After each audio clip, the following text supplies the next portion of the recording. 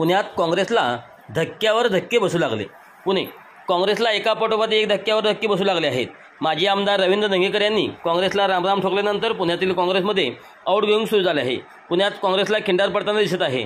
पुण्यातील महाराष्ट्र प्रदेश युवक काँग्रेसच्या सरचिटणीसासह अन्य 100 पदाधिकारी यांनी राजीनामा देणार आहेत. यामुळे पुण्यामध्ये हा काँग्रेससाठी आणखी एक मोठा धक्का बसल्याची समजत आहे. मिळालेल्या माहितीनुसार महाराष्ट्र प्रदेश युवक काँग्रेसचे सरचिटणीस रोहन सुरोशी पाटील आणि NSUIचे पुणे सरचिटणीस कृष्णा साठे यांच्यासह पक्षातील अन्य 100 पदाधिकारी येत्या 2 ते 3 दिवसात राजीनामा देणार असल्याची माहिती समोर आली आहे. काँग्रेसचे काही पदाधिकारी राष्ट्रवादी पक्षात प्रवेश करण्याची शक्यता आहे. काँग्रेसच्या काही कार्यकर्त्यांनी नुकताच राष्ट्रवादीचे नेते पार्थ पवार यांची भेट घेतल्यामुळे ते राष्ट्रवादीत प्रवेश करणार की काय असल्याची चर्चा रंगली आहे.